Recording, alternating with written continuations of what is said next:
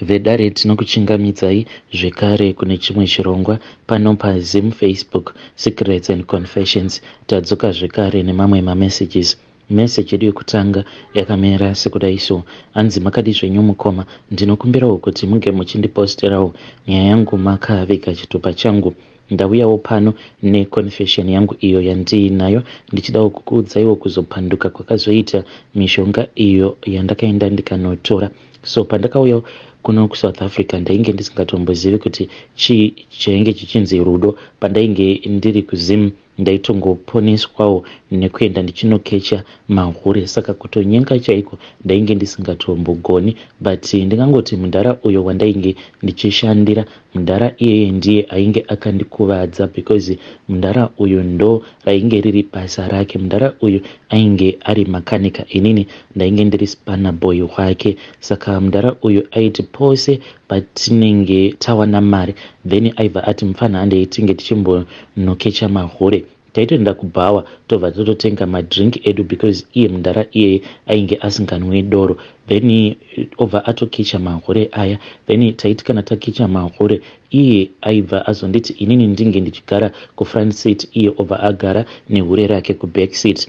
Taitongoita bonde nemahure edu, inini ndakaita rangu hure rekugarisa pamakumbo, iye akaita zvekurara nerake kuback seat. Saka zvinhu zvekuti zvakabva zvazondikuvadza, because ndakatanga kuita zvinhu izvozvo kubva pandainge ndichiri kuma16 years, ndo pandakatotanga kutokecha mahure. Saka ndakangouya kunoko kuJoni ndichiriwo mufana wechidiki, apa ndisina kana kumbogara ndakapindawo in a normal relationship. Ndainge ndakangopindawo marelationships nemahure chete. Saka pandakauya kuno ndakabva ndazotanga kutambudzika ndichitsvakawo musikana, but ndisingakwanise manje kuita a proper approach kumusikana uyo wandinenge ndachiva. Zvinhu zvakazoitika ndezvekuti pamba apo pandainge ndichigara painge paine vamwe vasikana avo vainge vachienda kune imwe church, but vainge vari vemuno muSouth Africa. Saka ivo vaigara vachindimanikidza vachiti vainge vachidawo kuti ndinge ndichienda navo kuchechi. Ndokubva ndazotanga kuenda kuchechi kuya, but kuchechi uku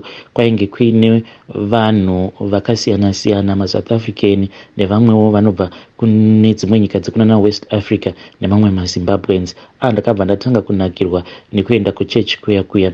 So mukoma ndakabva ndazojoina praise and worship. Nanhasi uno ndichiriko kupraise and worship ndinoridza madrums. So mukoma ndakati ndajoina praise and worship, kwainge kuine mumwe musikana ainge akanaka sei. Saka musikana uyu ndainge ndichimuda, but zvivindi zvekuti ndinge ndichizomunyenga zvivindi painge pasitomborina. Saka ndakazoti ndoita sei, ndikambozama kumutemta nemari, but iye aingondidya mari achingofungidzira kuti maybe inini ndainge ndichingomupira mari yangu mahara.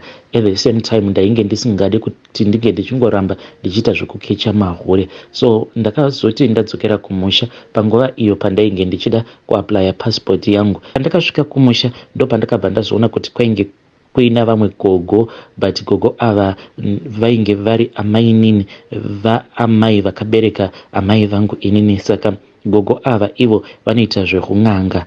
Ndakazoti wadei ndikabva ndati gogo ndiperekedzeiwo kumagrosa. Ndokubva tazotanga kufamba tichienda kumagrosa inini nagogo. Ndikabva ndazovaudza nyaya yangu, ndikavaudza kuti inini when it comes to women ndainge nditori mbwende zvangu, handina kana ushingi hwekuti ndinokwanisa kuaprocha munhukadzi. Ndikabva ndavaudza kuti ndine weakness yekuti ndakatanga kukecha mahure kubva ndichiri mukomana wechidiki, paya pandakatiza pamba ndichiti ndava kuenda kuHarare.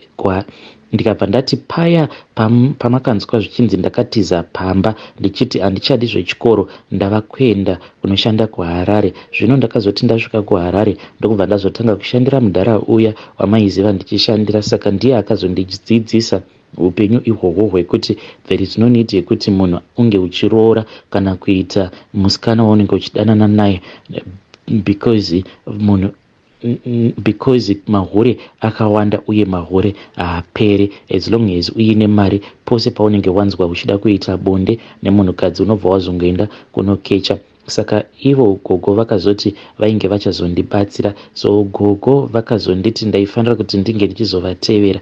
Ndakazovatevera ndokubva ndazoenda kumba kwavo. Ndakazoti ndaenda kumba kwavo ndokubva vazondipinza matare. Saka ivo vakazondigezisa nemishonga yakasiyana siyana vachiti mishonga iyi iyo yainge iri mishonga yekuti ndinge ndichizongofarirwa nevanhukadzi. But mukomana chipango yacho ndainge ndisingatozivi kuti kana ukagara wapiwa mishonga nen'anga kana zvinhu zvacho zviine mhiko yekuti asi usaita chakati, unofanira kuti unge uchiziva kutoti zvinhu izvozvo zvaunenge wapiwa zvinhu izvozvo zvinenge unenge, asi ndainge ndisingatozivi panguva, asi chandainge ndisingazivi panguva yacho ndechekuti kana ukagara wapiwa mushonga uyo waunenge wapiwa nen'anga kana ukangonzi asi usaita chakati, dzinenge dzitori mhiko idzodzo, zvinenge zvangofanana nekuti warombeswa. Saka vakazondipa kamwe kamudzi vakanditi kamudzi ikako ndaifanira kuti ndinge ndichizogara nako kwegore rose, then ndobva ndazokarasa kamudzi kaya. Vakanditi kamudzi ikako akaifanira kuti kange kachizorara mumba. Vakanditi ndaifanira kuzotanga kukashandisa kamudzi aka pandinenge ndadzokera kubasa kuJoni, vachiti vainge vachida kuti ndinge ndichizovawo mupfumi kuJoni ikoko. Vakanditi paunosvika kuJoni unofanira kuzoverenga, unofanira kuti unge uchizonyora pasi zuva racho iro rauchazotanga kuzofamba nako wakakaisa muhomwe, wobva wazonyora zuva racho iroro pasi kuitira kuti ukwanise kuzoverenga kuti gore rakwana. Vakabva vazondipa umwe mushonga uyo wavainge vakati mushonga iwoyo unonzi mulomo munati. Vakati mushonga iwoyo ndaifanira kuzongoushandisira musikana uyo wandinenge ndichida kuzoroora, handaifanira kuti ndinge ndichizoabhuza mushonga iwoyo. Saka vakatondipa mhiko apa ndisingatozivi kuti dzainge dzitori mhiko idzo dzandainge ndichipiwa. Ndakabva ndati zvakanaka igogo ndokubva ndazotora zvinhu zviya. Iniwo handina kana kuzomboda kuzombogara kwenguva refu ndiri kuZim, ndokubva ndatodzoka kuno kuSouth Africa. Ndakati ndadzoka kuno zvandaita ndezvekuti ndaiwanzokupfuura nekubasa kwake, ndobva ndazotora mushonga uya unonzi umulomo munati, then ndobva ndazotanga kutsenga mudzi uya ndichitaura naye. Zveshuwa ndakabva ndatoona kutoti munhu wangu ainge ava very interested mandiri. Saka ndakabva ndatoona kutoti this was the time to take advantage of her. Ndikabva ndazomubvunza kuti ainge akamboroorwa here, akanditi kwete. Ndikabva ndamuti ndainge ndichida kumuroora, akabva anditi saka kana ndichida kumuroora taifanira kuti tinge tichiunganidza mari. So nekuda kwemushonga uyo wandainge ndichimushandisira ndakabva ndamuudza kuti ndainge tichida kuti tinge tichienda kunochata kukoti, ndokubva taenda tikabva tazonochata kukoti, then ndokubva tatotanga kutoprocessa mapapers edu. Iye ndiye ainge achitofamba atori kumberi kwedu kuzonosvika iniwo ndichizotowana mapepa emuno muSouth Africa. Saka pose apa munhu wangu ndainge ndichimuda, but nekudawo kwekuti kubva zvandakazowana mapepa uye ndikazotanga manje kushanda basa rine mari, then shamwari yacho one day akazondisejuza because akandifonera akabva andiudza kuti ainge astaka, motikari yake yainge yafa. Saka ndakazoenda kuya ndichiti ndinge ndichienda kunogadzira motikari yake, but mukoma ndakati ndiri pakati pekugadzira motikari yake iye akabva azouya ndokubva andimanikidza, akabva ati ainge achida kuti tinge tichidanana. Ndikabva ndamuti what about your friend? Iye akabva ati hazvina kana basa izvo, we were going to play it safe. So mukuzono akabva ati zvainge zvisina kana basa, we were going to be very careful. Saka usiku hwacho ihwohwo mushure mekunge ndagadzira motikari yake, but ndakatongoona kutoti ainge atongodzura imwe pipe iyo yainge ichikonzeresa kuti motikari yake irambe kustarta. So I just returned back that pipe, ndokubva aseka zvake akati I just wanted you to come and save me. We then drove, inini ndiri kumberi iye ari kumashure. We then went to this other guest house, ndokubva tanoita bonde kuya. So ndaingofungidzira kuti we were only going to do it only once, but manje akazotanga kudimanda, and at that time ainge achangobva mukurambana nemurume wake. Saka ndainge ndava kungogara ndiri kumba kwake, and most of the times ndainge ndotonyepera mudzimai ndichimuudza kuti ndainge ndaenda out nebasa, because we used to follow some trucks, our matrack anenge aita breakdowns, then we would follow them tobva taenda tobva tanomagadzira. So this was an opportunity yekuti ndinge ndichitoenda kutonorara nefriend yake. Saka iye akazotanga kunyuma because akazoona mapictures angu mufoni yefriend yake, iye akabva azotanga manje kuita tsvakurudzo kuzosvika achizotibata one day. Akatongotibata tigere mumotikari, and I was at the friend's house. Akabva andibvunza kuti what was I doing there. Ndokubva ndamuudza kuti the friend had just called me because anga achida kutengesa motikari yake, but akabva ati iwewe handiti wakaziva friend yangu nekuda kwangu. I think kuti my friend whenever she wants something she has to ask me first.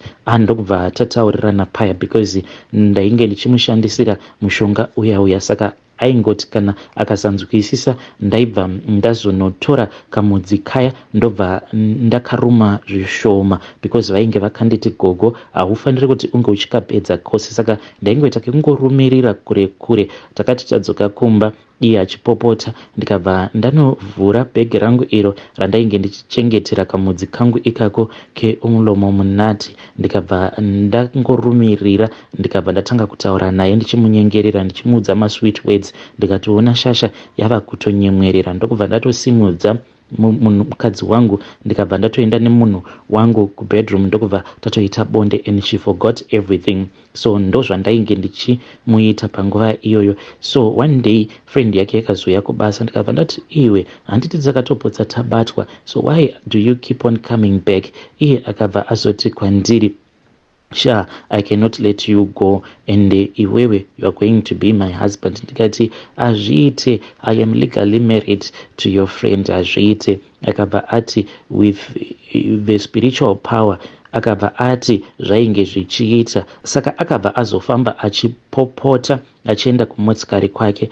Ende mukoma later on akazondifonera achinditi ainge aenda kunotenga practiced and ainge aine pamoviri. Paakandiudza kuti ainge aine pamoviri, apa inini nemudzimai wangu tainge tichizama kuti tinge tichiita mwana, but zvainge zvichiramba, but iye mudzimai wangu ainge agara aine vana vake vaviri kudhara. Saka I was happy and sad at the same time. So nhumbu yaya yakazotanga kukura. Nhumbu iyi yakati yakura manje, pane umwe musi lucky enough paakauya ndobva azofind out kuti mudzimai wangu ainge asipo. Akatouya nemonaki rake achiti ainge atoya kuzotogara neni, achiti iye she has the right to stay with me, to stay with my wife because she was pregnant for me.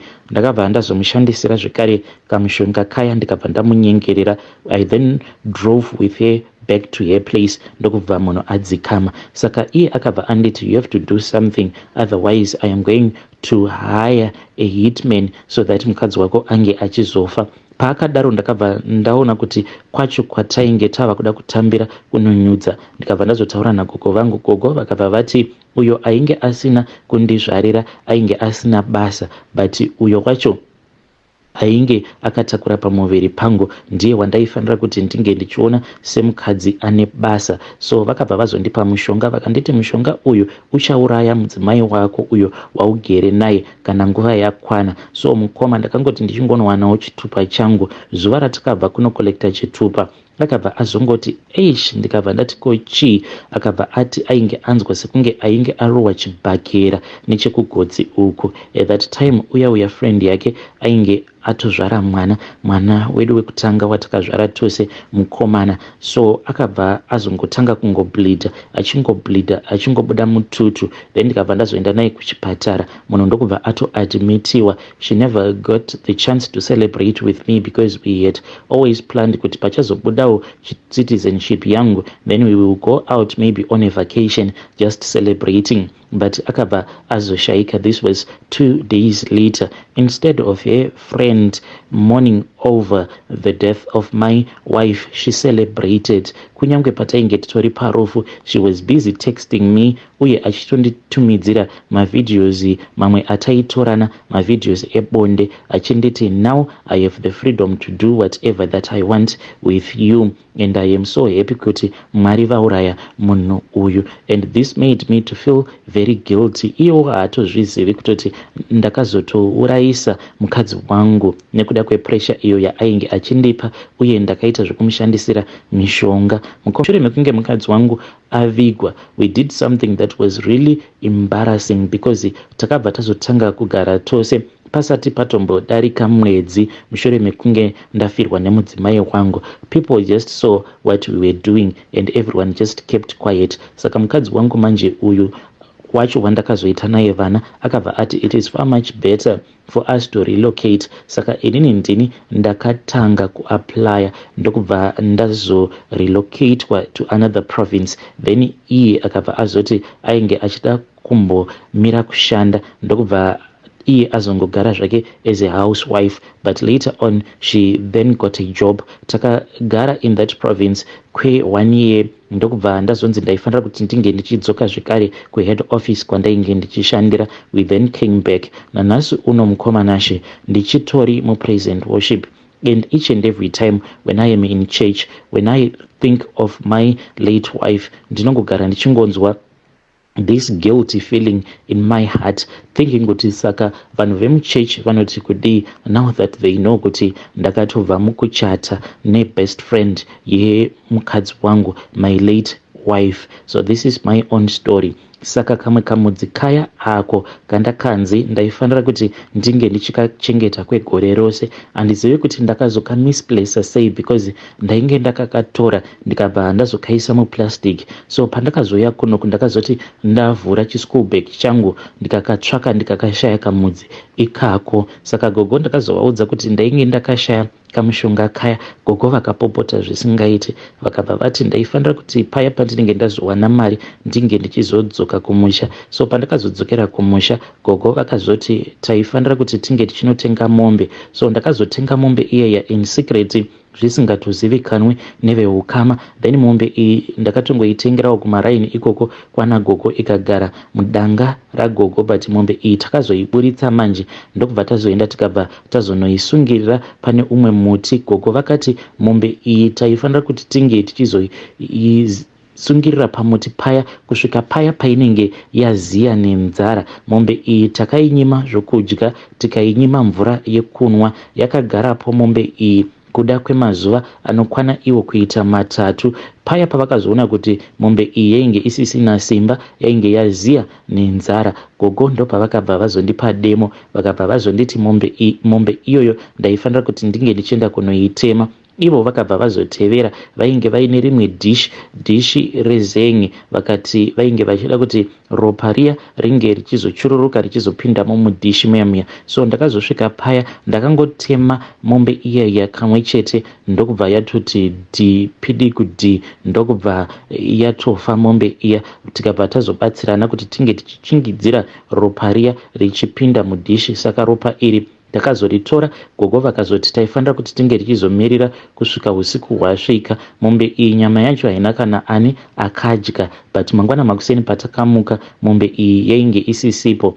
Then usiku hwacho ihwohwo hwakazoti hwasvika ndokubva vazonditi ndinge ndichitakura dhishi riya. Ndainge ndisina kana chandainge ndakapfeka, ndainge ndakangomonerera zambia chete. Ndokubva tazofamba tikaenda kumakuva. Takafamba mukoma about 25 minutes tikazosvika pamwe pamba painge pari padongo. Tasvika paya takabva tazoenda kuzviminda, tikabva tazoenda pane pamwe pachuru pandakatoona kutoti apa painge paine guva. Ndokubva ndazonzi ndinge ndichidira ropa iroro pachuru paya paguva paya. Vakabva vanditi ndainge ndaripa mhaka dzangu. So mukoma ivo gogo ndakazovabvunza kuti so ndo zvandinofanira kuzongoramba ndichiita here? Vakabva vanditi kwete muzukuru, watoripa mhaka dzako. Ndikati ko ndinogoripira seiko mhaka dzangu paguva remutorwa wandisingatombozivi? Gogo manje vanokasika kutsamwa. Ndokubva ndatoona kutoti vainge vatsamwa, ndikabva ndanyarara. Saka ndinongogara ndichingonamata zuva roga roga rakasikwa naMwari kuti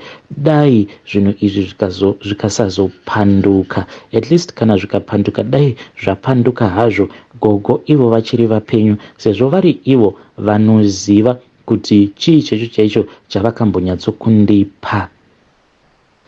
Vedare ndo message iyo yandakatumidzirwa ichibva kuna mukoma vedu. Ndaimi izvo zvakangoma hazvo vedu we.